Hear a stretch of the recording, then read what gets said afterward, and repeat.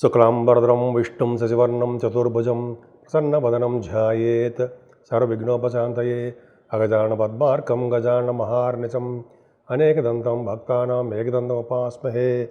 ఓం గం గణపతయే నమః. ఓం శ్రీమాత్రే నమః. ఓం శ్రీ గురుభ్యోం నమః.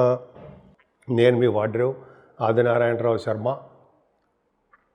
మనం జూన్ నెల 1 తారీఖు నుంచి 7th వరకు కూడా చెప్పుకోబోతున్నామండి. దానికంటే ముందర ఏంటంటే, నా వీడియోలు మీకు నచ్చాయని అనుకుంటున్నాను అనుకోండి.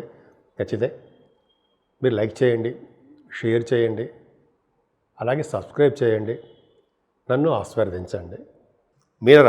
మీనరాశి వాడికి కష్టే ఫలి, అంటే కష్టపడడం వల్ల ఫలితాలు దక్కుతాయి అంటాం కదా, అంతే కరెక్ట్. పైగా మీకు ఎలాంటి ప్రభావం కూడా ఉంది కాబట్టి కొద్దిగా కష్టపడండి. కానీ శుక్రుడు ప్రభావం వల్ల ధనప్రాప్తి కలిగి తీరుతుంది. సడన్గా డబ్బులు కలుగుతాయి. తర్వాత మీకు మీ ఆడవాళ్ళ వలన, అంటే తల్లి వల్ల కానీ, భార్య గారి వల్ల కానీ, ఇలా లేడీస్ వలన మీకు ధనప్రాప్తి కలుగుతుంది. అదృష్టం ఉందండి. అంతేకాకుండా సంగీతంలో, సాహిత్యంలో, నృత్యంలో, సాహిత్యం పక్కన పెడతామండి. సంగీతము, నృత్య కళాకారులకి, పాటలు పాడే వాళ్ళకి చక్కటి మంచి రోజులు. శుక్రుడు బాగా ఇస్తాడు, ఆభరణ ప్రాప్తి కలిగిస్తాడు, విద్య బాగా వచ్చేది చేస్తూ ఉంటాడు, ధనప్రాప్తి కలిగించేది చేస్తుంటాడు, కుటుంబంలో వృద్ధి కలిగించేది చేస్తుంటాడు, కుటుంబంలో మీ పేరు ప్రఖ్యాతులు కలిగేది చేస్తుంటాడు. రవి బుధుడు వలన మీ తమ్ముళ్ళకి, తోబుట్టులకి మంచి బ్రహ్మాండంగా మీ వల్ల బాగా జరుగుతుంది, మంచి జరుగుతుంది. అలాగే షార్ట్ జర్నీ చేసేస్తుంటారు. చాలా అద్భుతంగా ఉంది కదండి మీకు. అలాగే 4th భావంలో గురుడు వల్ల కంఫర్టబుల్నెస్ ఎక్కువ, చదువులోనూ ఆటంకాలు ఉండవు. మ్యూజిక్ వాయించే వాళ్ళకి అసలు ఎదురు లేదు, బాగా అవకాశాలు వాటినంతటవే ఎదుక్కుంటూ వస్తాయి మ్యూజిక్, సంగీతాల్లో సాధన చేసే వాళ్ళకి. అంతేకాకుండా మీకు పంట పొలాలు ఉన్నాయనుకోండి, అంటే రైతులు వాళ్ళకి కూడా మంచి యోగవంతమైన కాలం అని చెప్తాం. ఫైనాన్షియల్ స్టేటస్ పెరుగుతుంది.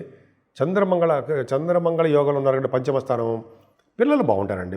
ఆడపిల్లలు కానీ మగపిల్లలు కానీ చాలా అద్భుతంగా ఉంటారు. వాళ్ళు డెవలప్మెంట్స్ ఉంటాయి.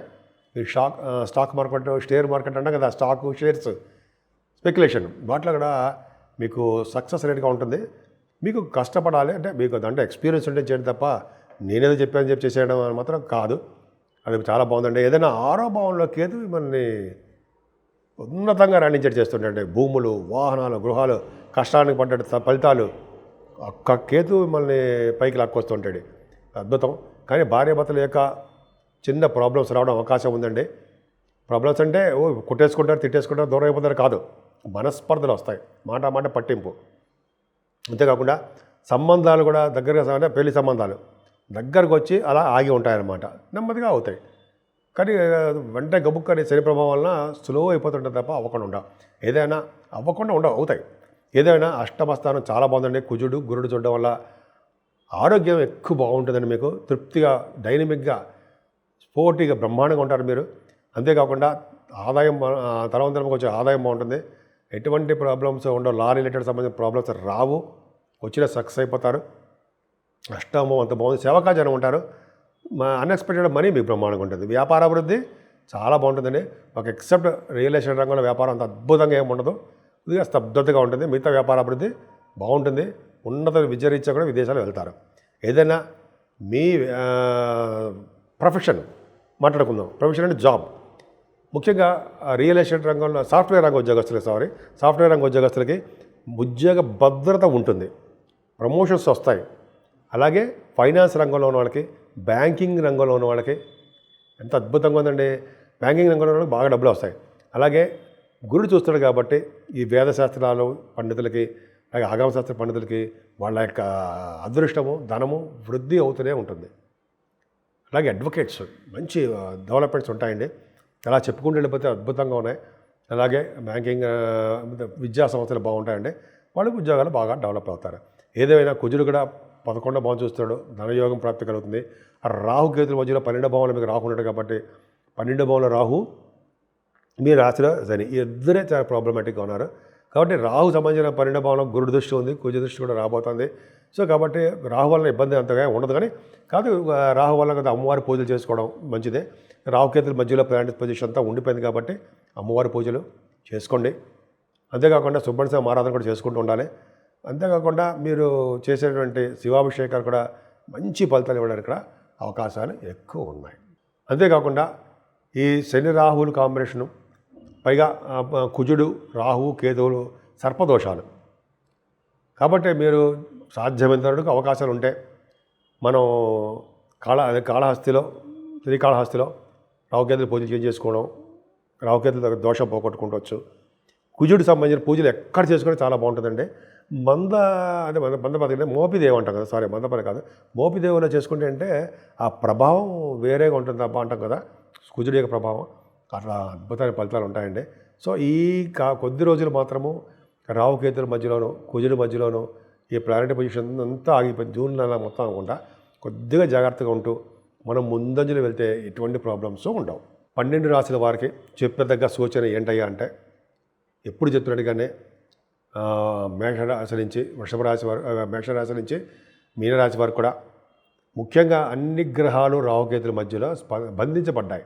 అంటే విపరీతమైన రాజయోగాలు కలగవు, కొద్ది చిన్న ఇబ్బంది కలుగుతూ ఉంటాయి.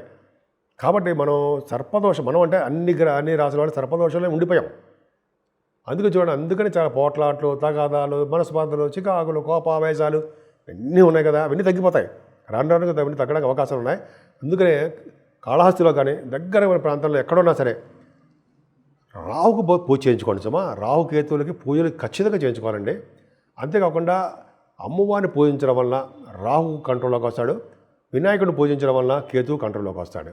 చూసారా, కుజుడు మరి ఆయన పూజించడం వల్ల సర్వదా సౌఖ్యమే. సుబ్రహ్మణ్య స్వామిని పూజించడం వల్ల కుజుడు కూడా మంచి బలవంతుడైపోతాడు. కాబట్టి ఇవన్నీ చాలా సర్వసాధారణంగా మనం మీ దేవుడు ఏ దేవుడు మీకు ఇష్టం ఉంటే ఆ దేవుడిని పూజించడం మంచిదండి. దత్తాత్రేయ స్వామి వారు కానీ, దక్షిణామూర్తి గారు కానీ, శివుడు కానీ మీకు చాలామంది ఇష్టం కదండి. పూజలు చేసుకోవడం సరస్వతి అమ్మవారు అండి, మర్చిపోతుంటాం మనం. సరస్వతి అమ్మవారి పూజలు చేసుకుంటే ఆవిడ నాలుక మీద నాట్యం చేస్తూ ఉండమని, బ్రహ్మదేవుడిని ముఖ మీద వర్చస్సు పెంచమని మనం కోరుకుంటూ ఉండాలట. అందుకని అమ్మవారిని పూజ చేసుకుంటే నాలుక మీద నాట్యం చేస్తుంది ఆవిడే. అంటే నాట్యం చేయడం అంటే మన పలికే పలుకులు అద్భుతంగా ఉంటాయన్నమాట. అందుకనే సరస్వతి అమ్మవారిని ఎప్పుడూ ఎట్టి పరిస్థితుల్లో మర్చిపోకూడదు, మనం పూజ చేసుకోవాల్సిందే. అంటే విద్యార్థులే కాదండి, మంచి అందరికీ ఉపయోగపడుతుంది అన్నమాట. సో అన్ని రాశుల వాళ్ళకి సర్వశుభాలు, సర్వసౌఖ్యాలు కలగాలని, అన్ని సందర్భాల్లో కూడా మీరు సంపూర్ణ ఆరోగ్యవంతులుగా ఉండాలని, ముఖ్యంగా అది కావాల్సిందే ఆరోగ్యం. అలాగే భార్యాభర్తల యొక్క అనురాగం, ఈ రెండు ఉండాలని చెప్పి ఉంటాయని నేను మనస్ఫూర్తిగా కోరుకుంటున్నాను. 12 రాశుల వారికి చెప్పదగ్గ సూచన ఏంటయ్యా అంటే, ఎప్పుడు చెప్తున్నట్టుగానే మేషరాశి నుంచి వృషభ రాశి వారు, మేషరాశి నుంచి మీనరాశి వారు కూడా ముఖ్యంగా అన్ని గ్రహాలు రాహుకేతుల మధ్యలో బంధించబడ్డాయి. అంటే విపరీతమైన రాజయోగాలు కలగవు, కొద్ది చిన్న ఇబ్బంది కలుగుతూ ఉంటాయి. కాబట్టి మనం అంటే అన్ని రాశుల వాళ్ళు సర్పదోషంలో ఉండిపోయాం. అందుకని చాలా పోట్లాట్లు, తగాదాలు, మనస్పార్థలు, చికాకులు, కోపావేశాలు ఇవన్నీ ఉన్నాయి కదా, అవన్నీ తగ్గిపోతాయి. రాను కదా అవన్నీ తగ్గడానికి అవకాశాలు ఉన్నాయి. అందుకనే కాళహస్తిలో కానీ దగ్గర ప్రాంతాల్లో ఎక్కడున్నా సరే రాహుకు పూజ చేయించుకోండి సుమా. రాహుకేతువులకి పూజలు ఖచ్చితంగా చేయించుకోవాలండి. అంతేకాకుండా అమ్మవారిని పూజించడం వల్ల రాహు కంట్రోల్లోకి వస్తాడు, వినాయకుడిని పూజించడం వల్ల కేతువు కంట్రోల్లోకి వస్తాడు. చూసారా, కుజుడు మరి ఆయన పూజించడం వల్ల సర్వదా సౌఖ్యమే. సుబ్రహ్మణ్య స్వామిని పూజించడం వల్ల కుజుడు కూడా మంచి బలవంతుడైపోతాడు. కాబట్టి ఇవన్నీ చాలా సర్వసాధారణంగా మనం మీ దేవుడు ఏ దేవుడు మీకు ఇష్టం ఉంటే ఆ దేవుడిని పూజించడం మంచిదండి. దత్తాత్రేయ స్వామి వారు కానీ, దక్షిణామూర్తి గారు కానీ, శివుడు కానీ మీకు చాలామంది ఇష్టం కదండి. పూజలు చేసుకోవడం సరస్వతి అమ్మవారు అండి, మర్చిపోతుంటాం మనం. సరస్వతి అమ్మవారి పూజలు చేసుకుంటే ఆవిడ నాలుక మీద నాట్యం చేస్తూ ఉండమని, బ్రహ్మదేవుడిని ముఖ మీద వర్చస్సు పెంచమని మనం కోరుకుంటూ ఉండాలట. అందుకని అమ్మవారిని పూజ చేసుకుంటే నాలుక మీద నాట్యం చేస్తుంది ఆవిడే. అంటే నాట్యం చేయడం అంటే మన పలికే పలుకులు అద్భుతంగా ఉంటాయన్నమాట. అందుకనే సరస్వతి అమ్మవారిని ఎప్పుడూ ఎట్టి పరిస్థితుల్లో మర్చిపోకూడదు, మనం పూజ చేసుకోవాల్సిందే. అంటే విద్యార్థులే కాదండి, మంచి అందరికీ ఉపయోగపడుతుంది అన్నమాట. సో అన్ని రాశుల వాళ్ళకి సర్వశుభాలు, సర్వసౌఖ్యాలు కలగాలని, అన్ని సందర్భాల్లో కూడా మీరు సంపూర్ణ ఆరోగ్యవంతులుగా ఉండాలని, ముఖ్యంగా అది కావాల్సిందే ఆరోగ్యం. అలాగే భార్యాభర్తల యొక్క అనురాగం, ఈ రెండు ఉండాలని చెప్పి ఉంటాయని నేను మనస్ఫూర్తిగా కోరుకుంటున్నాను.